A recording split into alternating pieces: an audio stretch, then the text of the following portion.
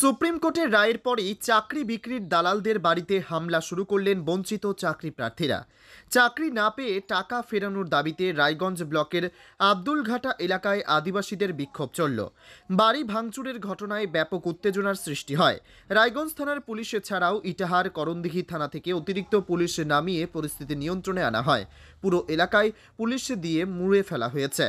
সূত্রের খবর, রায়গঞ্জ থানার আব্দুলঘাটার বাসিন্দা পল্লব ঝা নামের এক ব্যক্তি বিভিন্ন এজেন্টের মাধ্যমে উত্তর ও দক্ষিণ দিনাজপুর ছাড়াও মালদা জেলার আদিবাসীদের প্রাথমিক ও আপার প্রাইমারিতে চাকরি দেওয়ার প্রতিশ্রুতি দিয়ে কোটি কোটি টাকা তোলেন। 2012 সাল থেকে 2021 সাল পর্যন্ত আদিবাসী যুবক যুবতীদের কাছ থেকে অগণিত টাকা তোলেন। পল্লববাবুর সঙ্গে তার স্ত্রী এবং দাদাও যুক্ত ছিলেন। চাকরি না পেয়ে জেলা পুলিশ প্রশাসনের দ্বারস্থ হয়েও কাজের কাজ কিছুই হয়নি। আচমকা পল্লববাবুর মৃত্যু ঘটে। পরবর্তীতে তার দাদা এবং স্ত্রীর কাছে টাকা দাবি করেও টাকা ফেরত পাননি চাকরির জন্য টাকা জমা দেওয়া মানুষ। বুধবার 3 জেলার প্রতারিত আদিবাসীরা সংঘবদ্ধ হয়ে পল্লববাবুর বাড়িতে হামলা চালায় বলে অভিযোগ। দ্রুত খবর পেয়ে রায়গঞ্জ থানার বিশাল পুলিশ বাহিনী ঘটনাস্থলে পৌঁছায়। পরিস্থিতি বেগতিক দেখে ইটাহার এবং করণদিঘি থেকে অতিরিক্ত পুলিশ এনে পরিস্থিতি নিয়ন্ত্রণে আনে। আন্দোলনকারীদের দাবি, টাকা ফেরত না পাওয়া পর্যন্ত তারা আন্দোলন চালিয়ে যাবেন। চাকরি দেওয়ার নামে আর্থিক প্রতারণার অভিযোগে চাঞ্চল্য ছড়ালো রায়গঞ্জের পুরসভার 2 নম্বর ওয়ার্ডের পশ্চিম সুদর্শনপুর সংলগ্ন আব্দুলঘাটা এলাকায়। অভিযোগ, এলাকার বাসিন্দা পল্লব ঝা, যিনি বর্তমানে মৃত, তার স্ত্রী লক্ষ্মী ঝা এবং ভাই পল্লব ঝা চাকরি দেওয়ার নাম করে 2012 সাল থেকে 2016 সালের মধ্যে উত্তর ও দক্ষিণ দিনাজপুর সহ পার্শ্ববর্তী অঞ্চলের বহু মানুষের কাছ থেকে প্রায় 15 কোটি টাকা তোলেন। কিন্তু কারো চাকরি না হওয়ায় বিক্ষোভকারীরা টাকা ফেরতের দাবিতে আন্দোলন শুরু করেন। তাদের কথায় এর আগেও বহুবার টাকা ফেরতের দাবি তোলা হলেও টালবাহানা করে আসছিলেন অভিযুক্তরা। এরপর জেলাশাসক সহ পুলিশ প্রশাসনের দ্বারস্থ হন বিক্ষোভকারীরা। বুধবার রায়গঞ্জের অভিযুক্তের বাড়ি ঘিরে বিক্ষোভ দেখান প্রায় 600 আদিবাসী সম্প্রদায়ের মানুষ। তাদের দাবি, অবিলম্বে টাকা ফেরতের ব্যবস্থা করতে হবে, না হলে বৃহত্তর আন্দোলনের পথে যাবেন তারা। যদিও অভিযুক্তদের সঙ্গে কোনোভাবেই যোগাযোগ করা যায়নি, তবে সমস্ত রকমের অপ্রীতিকর ঘটনা এড়াতে রায়গঞ্জ থানার আইসির নেতৃত্বে উপস্থিত ছিল বিশাল পুলিশ বাহিনী। এদিন আদিবাসীদের তরফে সনাতন মুর্মু কি বলেছেন শুনুন। যাচ্ছি আমি। দাদা, আপনার নাম? আপনার নাম? আমার হচ্ছে সনাতন মুর্মু। বলছি দাদা, এখানে কি কারণে আসা আজকে? কারণটা হলো, এখানে স্যার আমরা আমরা রায়গঞ্জের যারা আছি এবং উত্তর ও দক্ষিণ দিনাজপুরের অনেক আদিবাসী যারা চাকরির নামে অনেকে টাকা দিয়েছিল আর কি। চাকরি হচ্ছে প্রাইমারি চাকরি, গ্রুপ ডি, এইরকম আর কি। তো এখন এরকম মোটামুটি 250-300 আদিবাসীরাই হবে। কত টাকা দেওয়া হয়েছে? টাকা 14-15 কোটি টাকা হবে নিয়ার অ্যাবাউট। কাকে দিয়েছিলেন সেটা? এখানে ওই যে পল্লব ঝা, উনি মারা গেছেন এবং ওনার স্ত্রী আছেন, ওই সময় ছিলেন, এখনো আছেন, লক্ষ্মী ঝা, এবং ওনার ভাই দাদা এখনো আছেন, বিপ্লব ঝা, এই পাশের বাড়িতেই থাকেন এখানে। তো এই বিষয় নিয়ে আমরা যখন আমাদের যারা দিয়েছিলেন আদিবাসীরা, সেই সময় তাদের বলেছিল যে আমরা টাকা ফেরত দিয়ে দেবো, কিন্তু উনি টাকাও ফেরত দিনে অনেকবার বসাও হয়েছে, কিন্তু উনি শুধু অস্বীকার করে গেছেন। এই দিব টাইম খালি নিয়েছেন আর কি। তো এর আগেও আসতে বলেছিলেন উনি, তারপরে দরজা খোলেননি।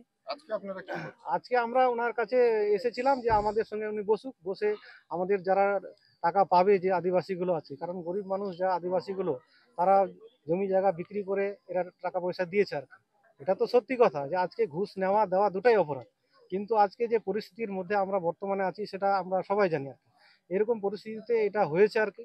সেই জন্য আমরা ডিএম সাহেবকে এই বিষয়টা জানিয়েছি 4/12/2023 সালে, এসপি কে জানিয়েছি, এখানকার আইসি এবং এখানের যারা প্রশাসনিক যারা আছেন, এমএলএ এমপি বা অন্যান্য যারা আছেন, সবাইকে আমরা চিঠি করেছি আর কি, কিন্তু আমরা সদুত্তর পাইনি আর কি। আজকে কি করতে আসছেন? আজকে আমরা ওই জন্য ওনাদের সঙ্গে দেখা করার জন্য আসছিলাম আর কি।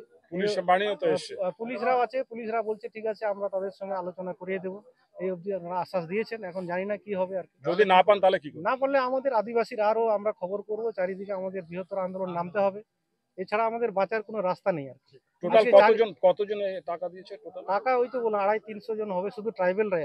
আজকে এখানে মোটামুটি কতজন এসেছে? আজকে এখানে আমাদের মোটামুটি 600-700 হবে আর কি। পুলিশ প্রশাসনের ভূমিকা কেমন বিষয়টা? পুলিশ প্রশাসন আমাদের সহযোগিতা আর হাত বাড়িয়েছেন, এখন জানি না শেষ অবধি কি হবে আর কি। এই হচ্ছে পরিস্থিতি। এদিন প্রতারিত যুবক তথা আদিবাসী নেতা লক্ষণ হাঁসদা কি বলেছেন শুনবো। দেখেছেন? যাবো যাবো কি নাম আপনার? লক্ষণ কি কারণে আজ কি অভিযোগ আপনাদের এখানে কেন আমাদের অভিযোগ হচ্ছে একটাই, আমাদেরকে প্রলোভন দেখিয়েছিল, টাকা দাও আমরা চাকরি দিব, হ্যাঁ, এভাবে অনেক কিছু আমাদেরকে প্রলোভন দেখিয়েছে। বা আমরা আদিবাসী সমাজ, আদিবাসী যারা ট্রাইবেল ম্যাটার, হ্যাঁ, ওদের কাছ থেকে আমরা যেখান থেকে পারে সেখানে আমরা টাকা কানেক্ট করে ওনাকে দেওয়া হয়েছে। কাকে দিয়েছিলেন, কি নাম? বিপ্লব পল্লব ঝা, পল্লব ঝা শহীদ বিপ্লব ঝা ছিল, আর তার সঙ্গে ওনার স্ত্রী লক্ষ্মী ঝা, হ্যাঁ, উনি আমরা টাকা দিতাম আর উনি মানে টাকাটা নিয়ে নিয়ে বাড়িতে ঢুকাতো। ঠিক আছে, কোথায় বাড়ি আপনাদের? আমার বাড়ি আছে উত্তর জামালপুর। আচ্ছা, তো আপনাদের ওখানে উত্তর জামালপুরে গিয়ে টাকা নিতে যেত না? না, আমাদের মানে আগে থেকে মানে বলতো যে এইভাবে এজেন্ট রেখেছিল, এজেন্ট মাধ্যমে, হ্যাঁ। এখন চাষা কৃষক তো কেউ বিশ্বাস করবে না, যারা টিচার আছে ওদেরকে ওরা প্রলোভন দেখিয়েছে, জোর জবরদস্তি করে টাকা আদায় করে এরা আমাদের কাছ থেকে টাকাটা নিয়েছে। বলছে এটা করো, না করলে এটা কাটা যাবে, ওটা কাটা যাবে, এইভাবে আমাদেরকে প্রলোভন দেখিয়েছে। কি চাকরি দেওয়ার নাম করে কত নিয়েছে? টাকা? কি চাকরি ছিল? Group C, group D, upper primary, হ্যাঁ। কত টাকা দিয়েছিলেন আপনি? আমি আমার হাতে যেটা ইয়ে আছে 5 কোটি এপ্রুভ। কতজন কতজন? মোটামুটি আমার হাতে আছে প্রায় 250-300 জন। 250-300 জন। তাদের বাড়ি কোথাকার? ও বিভিন্ন ধরনের, ওটা বাড়িটা অনেক অনেক ডিস্ট্রিক্টের আছে, মালদারও আছে, দক্ষিণ দিনাজপুরে আছে, উত্তর দিনাজপুরে আছে। আপনার যে উত্তর জামালপুরে বাড়ি, উত্তর জামালপুরটা কোন জায়গায়? ওটা ইটাহার থানা। তো ইটাহার থানায় ওদের সঙ্গে আপনার সম্পর্ক কিভাবে হলো? ওটা আগে থেকে ওরা জানতো, হ্যাঁ, আমাদেরকে ডাকতো। আচ্ছা, কতদিন আগে নিয়েছিল এই টাকা? এটা হচ্ছে 2012 থেকে শুরু করেছে, তারপর শেষ টাকা কবে দিয়েছে? শেষ 2016। এই 12 থেকে 16 অবধি টাকা দিয়েছেন, তারপরে কি কোনো থানায় এটা বা কারোর কাছে অভিযোগ করেছেন? হ্যাঁ, অভিযোগ আছে, যে ডিএম এর হাতে আমরা অভিযোগ দিয়েছিলাম। হুম, সবে কিছু আমাদেরকে এভিডেন্স দিয়েছে, প্রমাণ দিয়েছে, যে রিকভারের জন্য ডিএম সাহেব পর্যন্ত দিয়েছে এখানে। সে টাকা কি রিকভার হয়েছে? না। আজকে আপনারা কেন এসেছিলেন এখানে? আজকে আমরা পাওনাদার আমরা আসবো, যেহেতু কথা দিয়েছি। তারপরে কি পেলেন না? কথা দিয়েছিল যে রিকভার করবে। একজনেরও চাকরি হয়নি আপনাদের? না। এখন আপনারা কি করবেন? হ্যাঁ? কি করবেন? আমরা যেটা টাকা পাবো সেটাই নিব, যদি না দেয়? ওরা দেখা পেলেন? না তাহলে আমরা বৃহত্তর আন্দোলনে নামবো। দেখা হয়েছে আপনাদের বাড়ির লোকের না, সাথে? দেখা এখন পর্যন্ত হয়নি। এই যে টাকা দিলেন, কারো চাকরি হলো? না। তবে প্রয়াত পল্লববাবুর প্রাসাদপম বাড়ি দেখে অনেকেই হতবাক হয়েছেন। তবে এতে পল্লব ঝার পরিবারের কারো সঙ্গে দেখা না হয় কোনো প্রতিক্রিয়া জানা যায়নি। কতদিন ধরে রায়গঞ্জ পুরসভার 2 নম্বর ওয়ার্ড সংলগ্ন পশ্চিম সুদর্শনপুর তথা আব্দুলঘাটা ঘুরে প্রবাল সাহা, উত্তম পালের রিপোর্ট, টাইমস 14 বাংলা। আপনি কি কিডনির রোগে ভুগছেন? তাহলে আর দেরি না করে আজই আসুন আপনার এলাকার একমাত্র বিশ্বস্ত প্রতিষ্ঠান জীবন রেখাতে।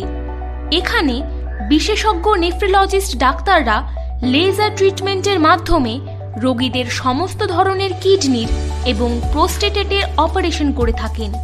রোগী দেখছেন nephrologist doctor Arkaprava Chakraborty, SSKM hospital, Kolkata. Doctor Sunil Kumar, Apollo hospital, Kolkata. Doctor Pinaki Mukherjee, NRS hospital, Kolkata. এছাড়াও এখানে প্রতিদিন অপারেশন করছেন ও বহির্বিভাগের রোগী দেখছেন ইউরোসার্জন ডক্টর আতার কাশিম, PG হসপিটাল, কলকাতা। তাছাড়াও এখানে স্বাস্থ্যসাথী কার্ড ও ওয়েস্ট বেঙ্গল হেলথ স্কিমের সুবিধা রয়েছে। আমাদের ঠিকানা রায়গঞ্জ, উকিলপাড়া। বিশদে জানতে কল করুন 8373066655 অথবা 8373066644 এই নম্বরে।